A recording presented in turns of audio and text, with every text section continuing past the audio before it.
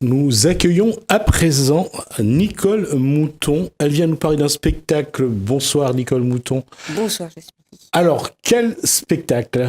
Alors, je viens vous parler du Sacre du Printemps. C'est un spectacle qui va avoir lieu le 5 mai au Théâtre Canter dans l'université du Mouffia. C'est un spectacle qu'on prépare depuis 6 mois avec une trentaine de personnes, d'adultes et de grands ados. Le Sacre du Printemps, c'est quelque chose de particulier ? C'est un phénomène, c'est plus que particulier. C'était le clivage entre la danse classique et la danse moderne. Ce sont les ballets russes de Diaghilev qui ont monté ce ballet. Donc c'était le 29 mai 1913 aux Champs-Élysées. On va juste rappeler que le classicisme russe a toujours été parmi ceux qui ont marqué, surtout si on pense à Tchaïkovski, on pense à Casse-Noisette, entre autres. La question, c'est qu'est-ce que vous avez voulu montrer dans ce spectacle ? J'ai voulu reconstituer, c'était une version qui n'avait plus de traces, qui n'a pas été écrite. C'est une version donc qui a eu lieu que 8 fois, qui a provoqué un vrai scandale lorsqu'elle a eu lieu la première fois, parce qu'elle était tellement moderne, elle était trop d'avant-garde. Et lorsqu'ils sont apparus sur scène, avec les costumes qui n'étaient pas du tout des tutus et tout ce que le public attendait à l'époque, et qui étaient très friands, puisque les ballets russes étaient en pleine explosion. Donc, lorsque le spectacle a eu lieu la première fois, ça a été un vrai scandale. Il y a eu où, ce spectacle ? Au Théâtre des Champs-Élysées à Paris. Et... Allez-y, ça me fait penser. Non, parce que le mariage de Russes et Français a toujours été quelque chose de particulier. C'est pour ça que je disais que Paris, à ce moment-là, à nouveau.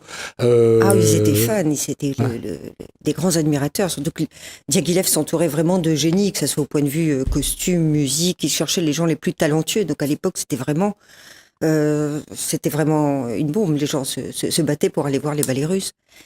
Et lorsqu'ils ont sorti le Sacre du Printemps, qui était quelque chose... il faut savoir que Stravinsky travaillait pour les ballets russes, que Nijinsky était le danseur que tout le monde voulait voir, qui était presque un ange, qui Finalement, c'est de la que scène. des références, hein. Igor Stravinsky, Nijinsky, je veux dire, c'est que des gens qui ont vraiment marqué, ne serait-ce qu'avec le Phénix de Stravinsky, ça reste des... Oui, mais Stravinsky avec une musique très particulière, qui était multirythmique. Alors, Personne voulait danser. Voilà, justement, elle était plus rythmique ou plus militaire finalement ?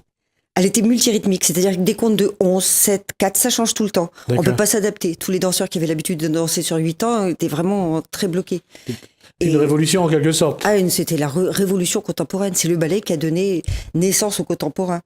En plus, les costumes de Rorik étaient très guindés, parce que les costumes reflétaient, donc, c'était les vrais costumes de l'époque de ce peuple de Sibérie, qui étaient des robes droites, les cols très fermés, parce qu'il fallait pas que le mâle rentre dans les robes, donc tout était fermé.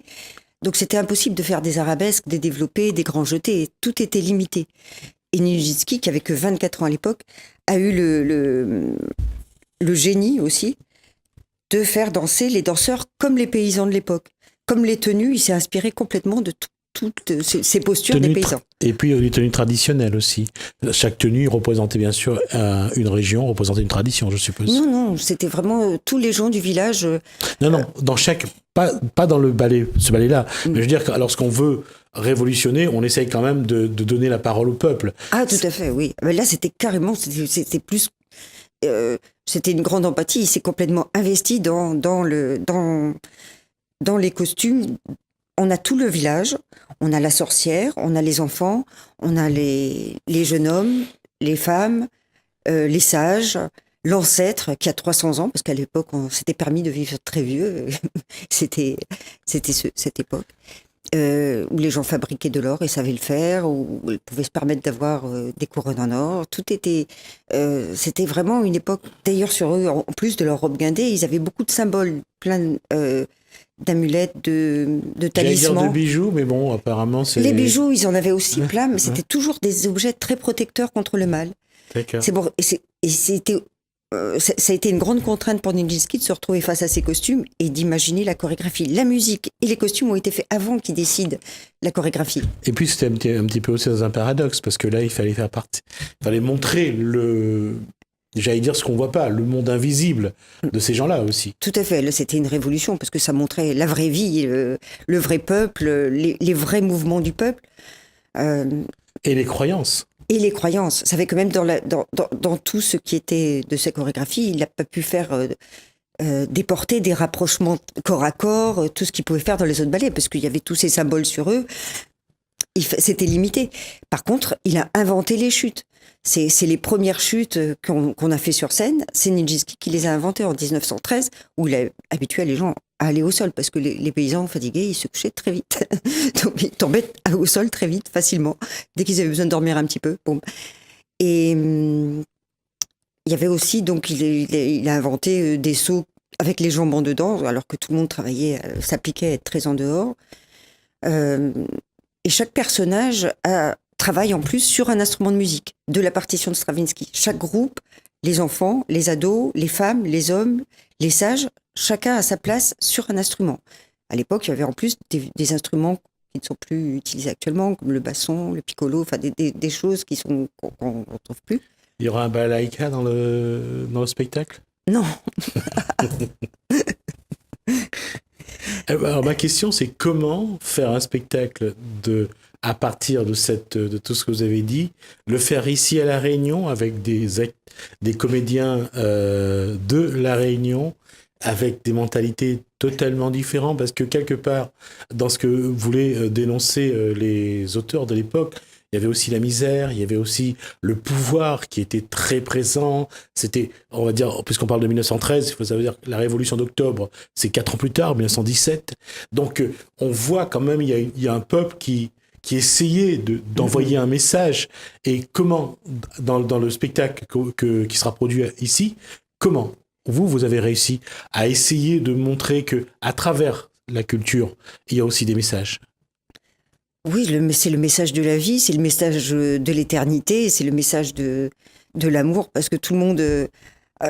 ce sont des parents d'élèves ensemble qui se sont tous regroupés pour monter Enfin, j'ai lancé l'idée, j'ai dit j'ai envie de faire ça, j'ai demandé à certains parents d'élèves si s'étaient intéressés, et vraiment je me suis retrouvée avec un groupe, ce sont des diamants ces gens-là. Ils se sont tous regroupés, ils sont venus répéter, c'était pas facile parce qu'ils travaillent, ils ont des enfants et tout, on s'est quand même trouvé avec une trentaine de personnes. Et chacun s'est investi dans ses rôles de groupe. Bon, on n'a pas bu de la vodka à chaque fois pour se mettre dans l'ambiance, mais ça aurait pu. Mais tout le monde s'y est mis, est venu faire les costumes, et en respectant les règles. On n'a pas pu reproduire les costumes de Rory, mais en respectant les règles, quoi. C'était des costumes restreints, qui contraignaient à rester dans une certaine posture. Donc c'est vraiment, je ne sais pas comment j'ai réussi ça. Je crois qu'on a réussi ensemble. Et c'est pas juste réunionnais, c'est qu'on avait tous envie de percer ce mystère du Sacre du Printemps. Vous avez fait appel à des costumiers ou costumières spécialisés dans les tenues pas du tout. Russes ou pas? Pas du tout. J'ai des origines russes, donc j'étais déjà très... Mon grand-père est russe. Très imprégné déjà, donc. Donc, il s'appelle Voloshenko. Ah oui, c'est très long. C'est un nom très français aussi, d'ailleurs. Ma mère est très russe aussi, donc j'ai ça un petit peu depuis toujours. Vous êtes de l'association franco-russe Non, je ne la connaissais pas, et malheureusement, il n'y a pas beaucoup Mais il y a une association franco-russe que j'ai eu l'occasion de recevoir ici. J'ai eu l'occasion d'aller à une soirée franco-russe, d'ailleurs une soirée russe, tout simplement, et de goûter à la soupe. Ah oui. Entre autres. Est-ce que cette culture russe, est-ce que ça sera... On le verra à travers le spectacle? Oui. Oui, bien sûr. On va voir la culture russe, pas dans son ensemble, parce que c'est immense. C'est comme si je parlais de la culture réunionnaise. Il y a tellement de choses. Oui. Mais de cette époque, dans cette région de la Russie, en Sibérie, le peuple yakoute, qui avait des tas de savoirs et de connaissances qu'on ignore, qui sont perdus depuis des millénaires maintenant, que ce soit sur tout ce qui est psy, tout ce qui est parallèle, tout ça. C'est pour ça que l'ancêtre, qui a 300 ans, fait de la télékinésie. Enfin, oui, mais tout ça, bon, ce sont des mots modernes. Mais à l'époque, c'était commun. À l'époque, tout le monde savait se servir de tous ces sens, de tous les sens qu'on a perdus. Bon, c'est vrai que vu le climat qu'il y avait en Sibérie, vu l'amusement qui était possible à ce moment-là, il est évident qu'il fallait bien trouver quelque chose pour développer ce que nous sommes, chaque individu. Et il est important de dire aussi que c'est vrai que ce peuple russe qui est proche, je suis pas sûr de la carte, mais qui est plus asiatique qu'européen, avait quand même beaucoup à montrer, et surtout, on ne les traitait pas non plus comme les autres. Ils étaient un peu dans leur bulle aussi, parce qu'il n'y avait pas beaucoup de touristes en Sibérie à cette époque-là. Donc Il n'y en a pas plus aujourd'hui, hein, je peux vous rassurer. Non. Et c'est vrai que quand un beau printemps en Sibérie, c'était un événement, plus que si on a un beau printemps à La Réunion. C'était vraiment un événement. C'est pour ça qu'il y a eu ce sacre. Parce que pour revenir... Ce sacre du printemps en Sibérie, comment vous l'avez mis en scène? Comment vous avez essayé de faire sentir que ce moment-là, ce printemps-là, parce qu'il était un vrai printemps en Sibérie, il avait toute son importance? Je me suis inspirée déjà de tout ce qui avait été fait. J'ai bien dû refaire des tas de recherches dans les archives et dans des témoignages que j'ai pu retrouver sur Internet et des choses comme ça, et des lettres qui ont été écrites. En fait, il fallait pas faire la reconstruction à partir de photos. Il fallait faire la reconstruction à partir d'intentions et rechercher les raisonnements de Nijinsky. Et pourquoi? Et les contraintes. Donc, les contraintes, c'était cette musique qui était complètement révolutionnaire à l'époque. Et Stravinsky a travaillé avec Diaghilev jusqu'à la fin. Donc, ils ont monté ensemble des tas de ballets. Il a fallu... j'ai recherché toutes les contraintes qu'avait Nijinsky, et d'après l'esprit russe, comment il a pu remonter tous les défis. En inventant des nouveaux pas, en inventant des nouveaux déplacements, et surtout en faisant ces petits déplacements de groupe, que les filles restaient ensemble, les garçons ensemble, les jeunes ensemble, les vieux ensemble, en faisant ces déplacements de groupe. Et tout ça se croise et s'entrecroise tout le temps. Mais chaque groupe, et à chaque fois qu'il y a quelqu'un qui essaye de se débarrasser de son groupe, il est rattrapé. Donc, c'est des tableaux de la vie de tous les jours, c'est des tableaux de tradition qu'il faut montrer, et montrer aussi, j'allais dire, au-delà d'une manière, un art de vivre. Un art de vivre, mais c'est une très courte période. C'est le petit moment où ils font la fête parce qu'il y a eu un printemps exceptionnel et ils vont être obligés de faire un sacrifice pour tuer une jeune vierge. Il va falloir la choisir. Donc, ça fait partie de leur coutume. C'est normal. Tout le monde le sait. Bah, évidemment, quand ça tombe sur soi, on n'est pas trop content. Non, on aimerait changer de signe de zodiaque à ce moment-là. On n'aime plus être vierge, on voudrait être gémeaux. La question, Nicole Mouton, c'est que le spectacle est prévu le 5 mai, samedi, à 19h, au Théâtre Canter. Il y a de la place. Voilà, les billets sont en vente sur place. D'accord. Ma question, c'est, pour vous, quelle est la part de ce que vous avez de russe en vous, que vous avez essayé de projeter dans ce spectacle? Alors, je pense que ça va le traverser tout le long. Je crois que c'est mon sens de la perfection, ma discipline, ma passion. Je crois que c'est ma passion que tous les gens qui ont travaillé avec moi ont ressenti, tant bien que mal, parce que je suis très exigeante, mais j'aime beaucoup la vie, donc je pense que c'est quelque chose qui va... J'avais vraiment ce point d'honneur à essayer de retranscrire cette vraie partie, ce petit passage qui est si anodin pour eux. Pas anodin, parce que c'est jamais anodin de tuer quelqu'un, de faire mourir quelqu'un, parce qu'en fait, elle meurt de peur, donc, parce qu'il y a tout le monde autour d'elle et que c'est insoutenable. Et j'ai essayé d'être le plus vrai possible. Voilà.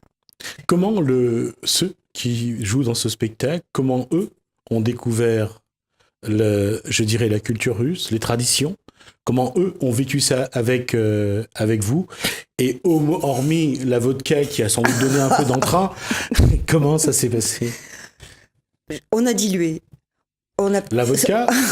Non, malheureusement. Mais tout a été dilué dans les informations. C'était trop difficile de tout d'un coup d'emblée dire bon, on va faire comme ça, on va tout rénover, on va ressortir les vraies racines, la vraie chose. on va sortir la vraie bête. Donc tout doucement, déjà en visionnant ensemble des tas de choses qui avaient été faites, en s'appropriant des personnages, des rôles. Ils sont venus s'habiller tous avec les couleurs qu'ils devaient porter, parce que chaque groupe, suivant chaque instrument, porte une couleur différente. Ça, c'était ce qui était fixé à la base. Et c'était comme ça apparemment dans ce village.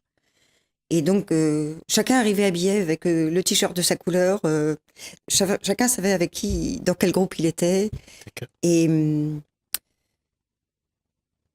voilà, je sais plus. Alors, je vais revenir là-dessus.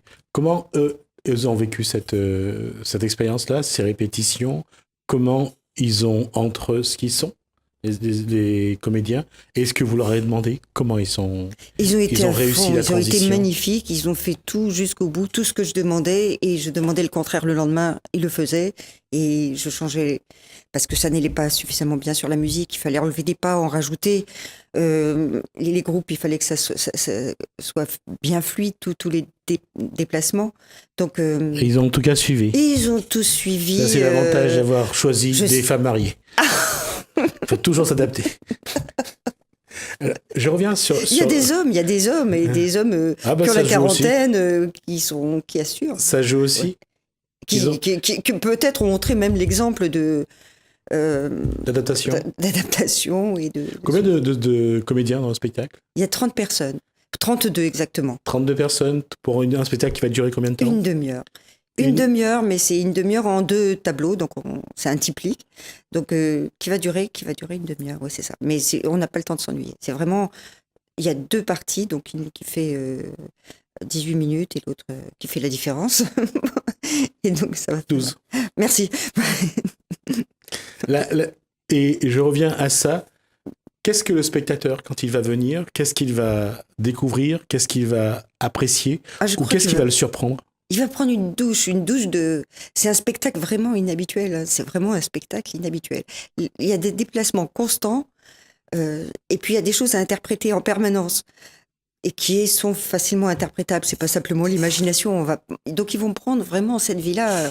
Bam, ils vont faire une immersion totale dans ce village qui fait un sacrifice humain. Et ils vont contribuer presque au sacrifice, parce que c'est...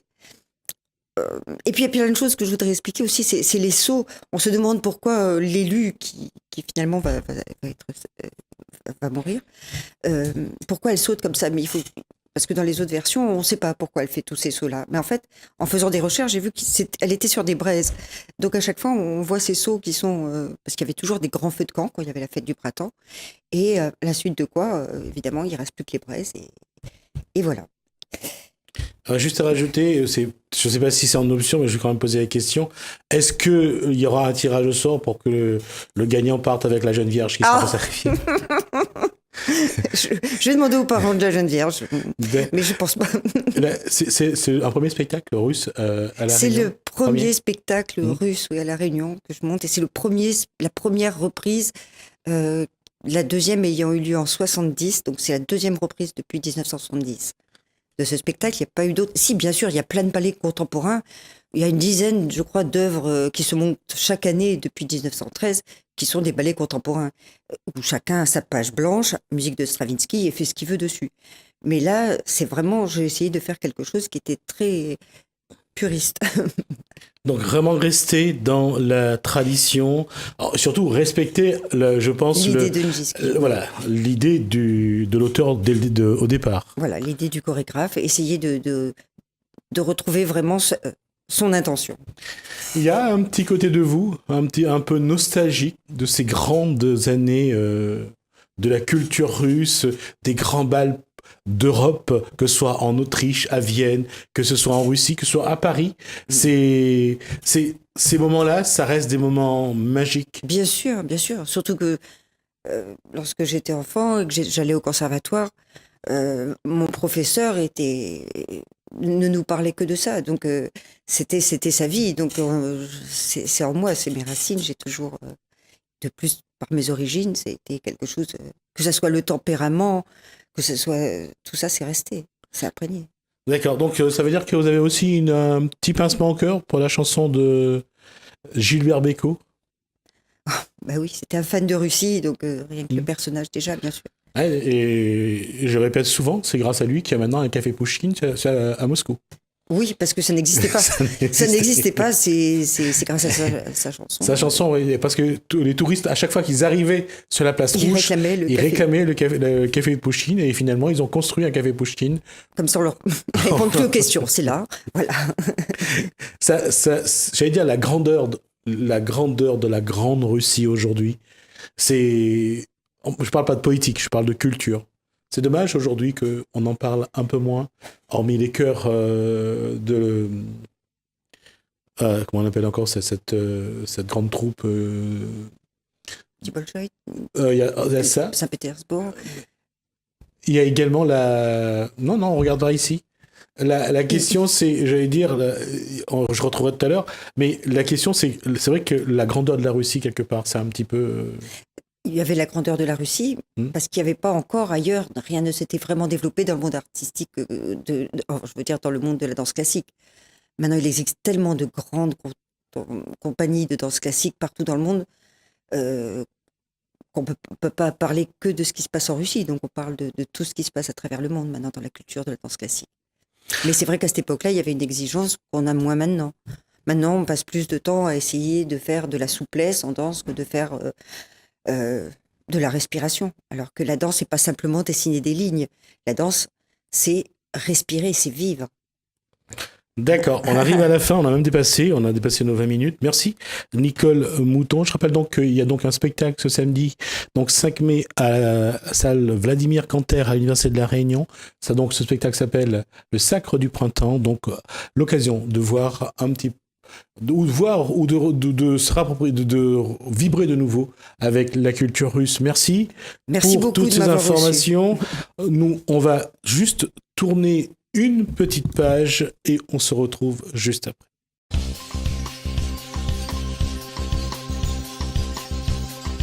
Ils sont jeunes, en apparence. Ils se battent contre les violences faites aux femmes. Il nous dit comment et pourquoi dans Gaziantep Réunionnais. C'était pas la Réunion là.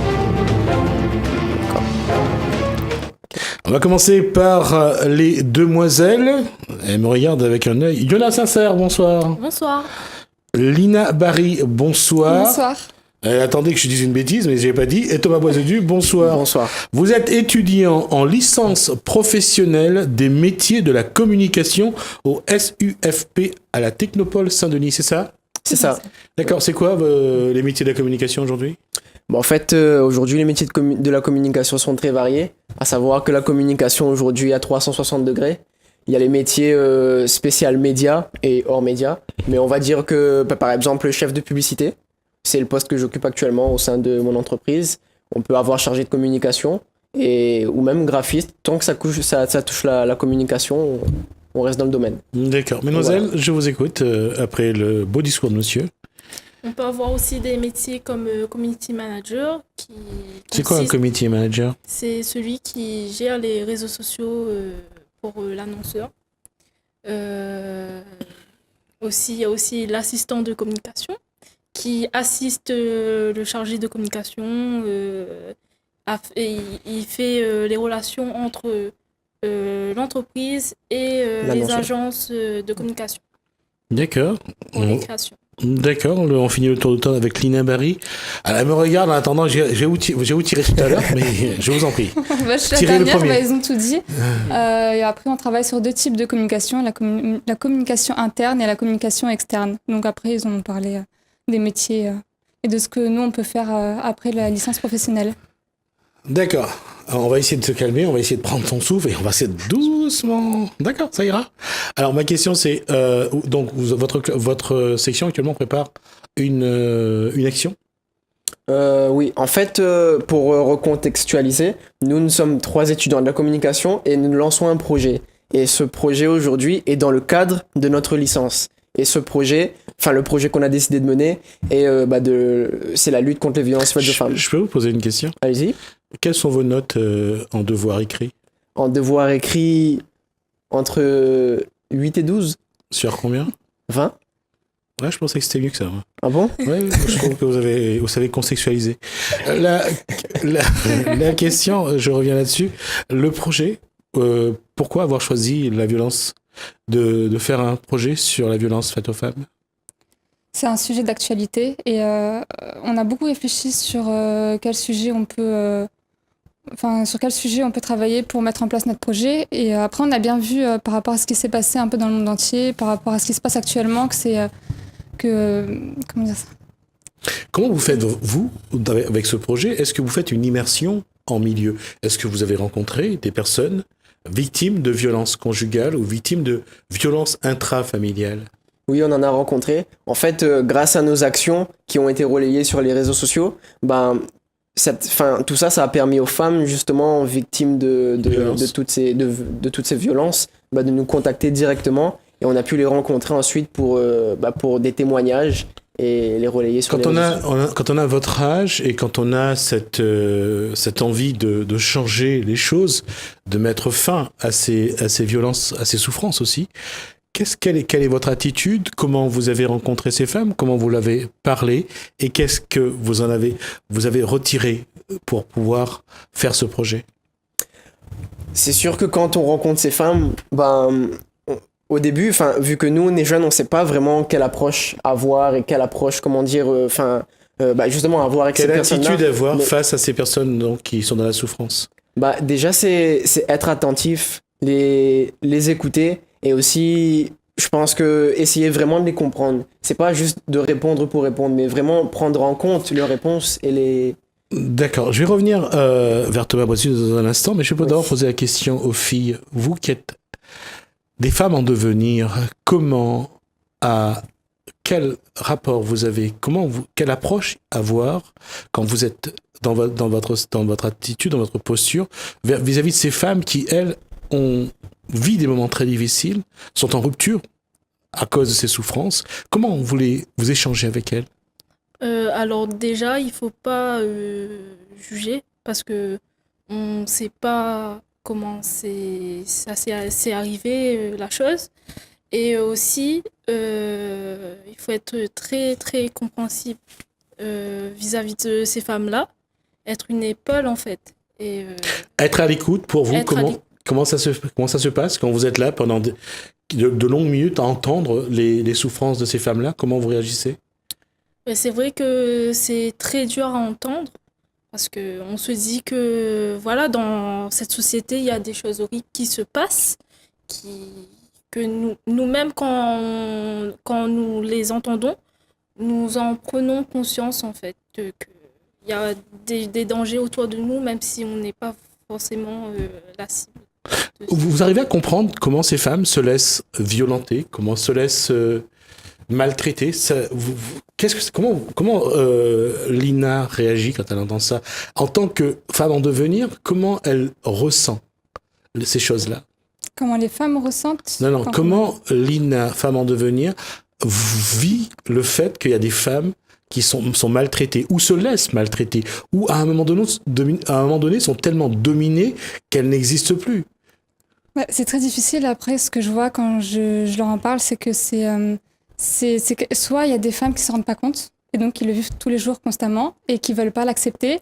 Soit il y a des femmes qui, au contraire, en fait, elles veulent vraiment tourner la page, et à ce moment-là, c'est vraiment qu'ils ont réussi à accepter la situation, et qui font vraiment tout pour s'élever, vraiment pour...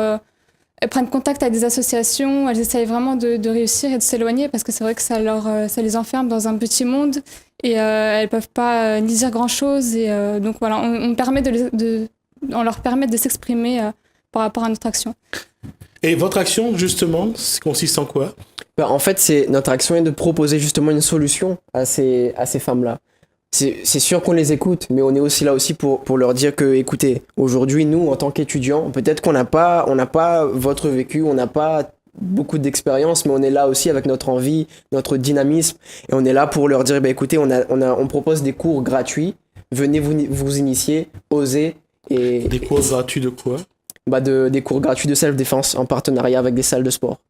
D'accord, on va essayer je vais demander à la régie de m'envoyer la vidéo donc de ces, on a quelques photos donc on va vous montrer, la vidéo fait à peu près 1 minute 20 je crois, donc on va vous montrer ça, voilà, les images, stop, c'est ce que vous voulez leur dire, c'est qu'à travers tout ce qui est self-défense, il y a un moyen de dire non, de refuser ces violences. Il y a moyen de s'affirmer, de prendre davantage confiance en soi quand on se fait violenter ou harceler, parce qu'on est également sur le harcèlement de rue et autres, pas seulement que sur les violences conjugales. Et le self-défense leur permet de s'affirmer. C'est vraiment un côté psychologique pour elles, donc ça les aide. Et donc vous les préparez à ça, vous voulez leur donner des cours, vous voulez qu'elles aillent faire prendre des cours, c'est ça? Qu'elles viennent s'initier au self-défense, que ça peut être dans une situation à l'extérieur où elles sont dans une situation de violence et qu'elles puissent prendre confiance en elles et puis avoir de bonnes réactions pour pouvoir s'en sortir. Et comment, quand vous leur avez parlé de ça, comment elles ont réagi, ces femmes? Je pense qu'il y a une demande par rapport à ça. Parce que c'est vrai que dans la rue, on est beaucoup à se harceler, que ce soit à La Réunion ou ailleurs. Alors, se faire harceler, j'aimerais que vous me donniez votre définition du mot harcèlement. Pour vous, c'est quoi le harcèlement? Il y a du harcèlement physique, donc ça peut être vraiment de tout et n'importe quoi. Ça peut être en extérieur où il y a des hommes qui commencent à venir et avoir des attouchements ou autre. Ça peut être aussi dans la vie conjugale. Et ça peut être un harcèlement moral ou verbal par rapport à des mots. Et ça arrive régulièrement. Et ça touche tout type de femmes. Des mots où la femme peut se sentir rabaissée, dévalorisée. Voilà. D'accord. Alors donc, ce samedi, il y a donc un événement. On va voir l'affiche dans un instant. Donc, c'est quoi cet événement ? C'est une journée porte ouverte. Voilà, vous avez votre affiche. Voilà, c'est une journée porte ouverte au complexe Training Center à Saint-Pierre. Il y aura différents sports de combat. C'est accessible pour toutes les femmes. Les femmes peuvent venir et s'initier à différents types et découvrir différents types de disciplines dans ce domaine-là. D'accord. Et comment vous avez travaillé, puisque vous êtes dans les métiers de la communication, comment vous avez contacté ces femmes victimes de violences? Comment vous avez fait en sorte qu'elles soient nombreuses ce samedi à Saint-Pierre? En fait, on les a pas directement contactées. En fait, dans notre démarche, elles sont venues directement à nous grâce au buzz qu'on a fait sur Facebook, en fait. Facebook et Instagram. Et du coup, en fait, c'est grâce à cet engouement que les femmes ont pu voir ces différentes solutions, ces différentes actions que nous mettons en place. Et c'est comme ça, en fait, que de fil en aiguille, nos actions, ont pu être remplies petit à petit, en fait. C'est comme ça. D'accord. Vous attendez combien de personnes à Saint-Pierre ce samedi? On sait que l'année dernière, cette même salle, gérée par Giovanni Polizzi, a fait une journée porte ouverte et a pu accueillir au minimum 200 personnes. Et peut-être qu'aujourd'hui, on essaiera de se caler sur ces mêmes chiffres. En termes de... Ouais. Est-ce que vous avez le chiffre du nombre de femmes battues à La Réunion? Non, non. Alors, dans la démarche que vous menez aujourd'hui en tant qu'étudiant des métiers de la communication, comment faire pour sensibiliser, d'une part, ceux qui sont victimes et ceux, à la rigueur, qui en sont victimes aussi, parce que ce sont les proches? Comment sensibiliser la population à ce fait de société? Comment faire en sorte que demain, vous puissiez, de par votre action de communication, résorber ce fléau? Je pense qu'aujourd'hui, dans la génération dans laquelle on est, tout se passe sur les réseaux sociaux. Et je pense que plus on mettra de témoignages, plus on mettra de vidéos, de photos, de femmes qui gagnent et regagnent confiance en elles, je pense que c'est comme ça qu'on pourra réduire justement ce fléau et rayonner au renouveau de ces femmes-là.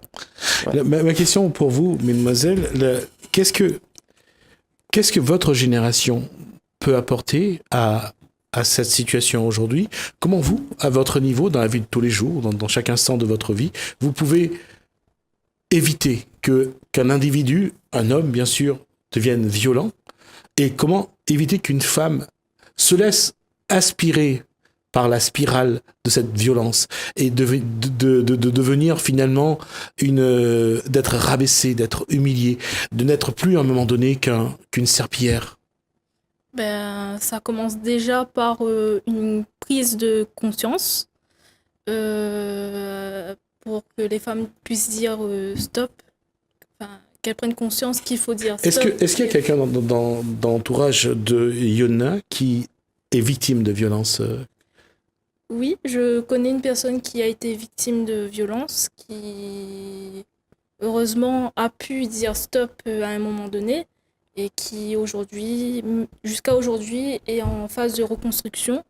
Et je pense que mon projet, c'est une opportunité pour elle, pour se reconstruire et prendre conscience et qu'elle peut, elle aussi, devenir une femme forte et dire non, en fait. Lina, c'est la même posture pour. Est-ce qu'il y a quelqu'un dans ton entourage qui a été victime de violence? Violence. J'ai déjà été victime de violence, donc en me mettant dans cette position-là, moi je sais que c'est un sujet qui est très difficile et que c'est vraiment quelque chose qui est très difficile à éradiquer. C'est vraiment une question de mentalité. Et là, on n'est que 3 étudiants. On voit ce qui se passe dans le monde. On essaye d'apporter une solution, mais on voit très bien que cette solution-là, ça ne va pas éradiquer la violence. Ça ne va pas éradiquer le changement de la mentalité des hommes. Ça ne va pas changer leur façon de penser ni leur façon de faire auprès des femmes. Je pense qu'il faut vraiment réfléchir sur cette question-là. Lorsqu'on a subi cette violence, quelle est la première chose à laquelle on pense? Qu'est-ce qu'on a envie de faire? Premièrement, on n'a rien envie de dire. On n'a rien Pourquoi? envie de dire parce que c'est quelque chose où... c'est une honte d'en parler. C'est quelque chose qu'on veut garder personnellement. Et on n'a pas vraiment envie d'en parler. Et même si on a cette prise de conscience, mais voilà, c'est quelque chose on ne veut pas qu'on nous regarde différemment. Pourquoi on vous regarde différemment? Parce qu'on le ressent à un moment donné quand on en parle. C'est soit il y a ce sentiment de culpabilité, de se dire quelque part, on a cherché quelque chose, c'est nous qui avons déclenché cette violence? Il y a de ça. D'accord. Et il y a un travail avec un psychothérapeute ou pas? Non. Pourquoi? Après, ça, c'est personnel. Je pense que chaque personne prend ses décisions par rapport à ça. S'ils sont aptes, s'ils le veulent pour en parler, ils vont voir un médecin. Mais c'est vrai que c'est essentiel. C'est facile après de faire confiance de nouveau à un homme? Non, c'est pas facile. C'est compliqué. Voilà. Mais je pense que par rapport à ce qu'on apporte à nos actions, ça permet de... C'est pour ça que j'insiste bien sur le fait de prendre et de s'affirmer davantage et de prendre confiance en soi. C'est très important. Cette question, elle est peut-être un peu personnelle et je m'en excuse si jamais elle peut blesser. Mais comment s'en sortir tout seul? C'est du travail. C'est du travail. Après, le fait de voir, peut-être par les médias, voir des femmes qui commencent à se lancer dedans, à se mettre debout et à en parler avec force, on a envie de rentrer dedans et puis on a envie de se lever également. Voilà, et ça nous aide à s'en sortir. C'est pas une bonne nouvelle que je vais dire, mais je vais les dire quand même. Il faut quelqu'un. Il faut se faire aider par quelqu'un. On pourra faire tout ce qu'on veut. On pourra tourner autour du monde. On pourra aller sur la Lune. Ça n'effacera pas la blessure. Ça ne guérira pas la blessure. Et ça n'aidera pas à avancer. Je suis tout à fait d'accord. C'est quelque chose malheureusement qui est malsain, mais lorsque c'est rentré en nous, ça c'est un peu comme un cancer qui prend l'aspect de tout, qui va se mettre dans tout le corps, et pour enlever petit bout par petit bout, c'est très long, c'est très dur, c'est du travail. Et il faut du travail très personnel. Oui. Et j'espère qu'à un moment, tu prendras la bonne décision de trouver la personne qui t'accompagne là-dessus, parce que ça sert à... ça sert à rien de se voiler la face, je dirais. Alors, je vais revenir là-dessus, donc, sur les violences faites aux femmes. Aujourd'hui, je reviens sur ma question. Qu'est-ce que ça va vous apporter dans votre... dans votre apprentissage, dans votre formation? Qu'est-ce que ça doit vous apporter? En fait, avant la formation, ça va nous apporter de l'expérience. Et après, par rapport à la formation... c'est aussi le fait de se dire qu'on a réussi à monter ça en fait. Et après c'est sûr que comme on est étudiant, on a aussi des examens, des oraux à passer et que voilà, on veut aussi avoir une bonne note. Mais c'est au-dessus de tout ça en fait. C'est vraiment un problème que nous on a voulu, comment dire, on a voulu prendre en main et d'essayer de faire quelque chose et de prouver qu'on peut aussi le faire. En tant qu'étudiant. Voilà. Oui. En tant qu'étudiant surtout, de montrer qu'on est sensible à ces sujets-là et qu'on veut agir pour ça. Mais pour toi, c'est un peu plus. Oui, pour moi c'est un peu plus, mais je pense qu'on le pense tous les trois. On peut tous être victimes d'harcèlement. J'en ai vu des femmes se faire harceler dans la rue et voilà, ça touche tout le monde. Hein. Et cette impression de dire qu'on ne pourra pas éradiquer ces attitudes, c'est ça qui fait le plus mal ou... Ouais. C'est ça? Je pense que c'est vraiment très difficile à éradiquer cette attitude-là. D'accord. Et est-ce que dans le cursus que vous êtes, dans la communication, dans le travail avec ces femmes victimes de violences, est-ce qu'il y a pour vous aujourd'hui un pas que vous allez franchir en vous disant que quoi qu'il arrive, le tout, c'est de continuer à y croire et de se battre? Bah oui, totalement. C'est ce qu'on pense depuis le début. On savait que c'était pas un sujet facile à prendre en main, mais on l'a fait quand même. Et c'est pour ça aujourd'hui qu'on continue et que je pense même on va continuer après les études à organiser des cours de self-défense et à continuer et essayer de faire de ce projet un projet transgénérationnel qui qu'est-ce que j'entends par transgénérationnel, qui pourrait être repris par des promotions étudiantes des années futures. C'est ça en fait le but de nos actions. Il nous reste 1 minute. Maintenant, je vous laisse conclure. Les femmes, si vous nous voyez, ce samedi... La caméra est là. Ce samedi, journée porte ouverte au Complexe Training Center à Saint-Pierre. Toutes les informations sont sur Self-Made Woman 974 sur Facebook et Instagram. Donc voilà.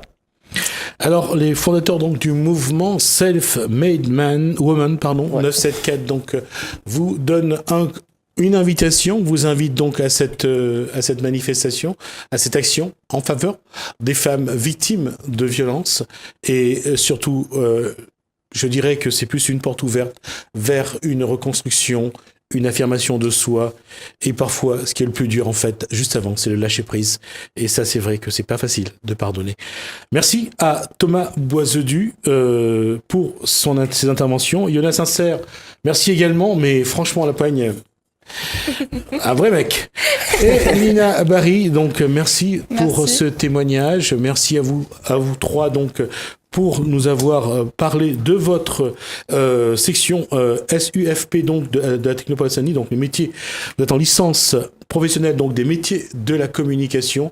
J'aurai plaisir sans doute de vous recevoir après pour voir un petit peu comment ça s'est passé. Ouais. On en parlera et j'espère que j'aurai l'occasion aussi de vous donner la parole sur d'autres sujets. Ça a été un plaisir. Merci à vous. Partagé. Merci à vous également de nous avoir suivis. Merci également à François, à Lalaine pour leur collaboration technique. Merci surtout de m'aider dans ce que je fais et merci donc à tous ceux qui contribuent à cette émission. Portez-vous bien.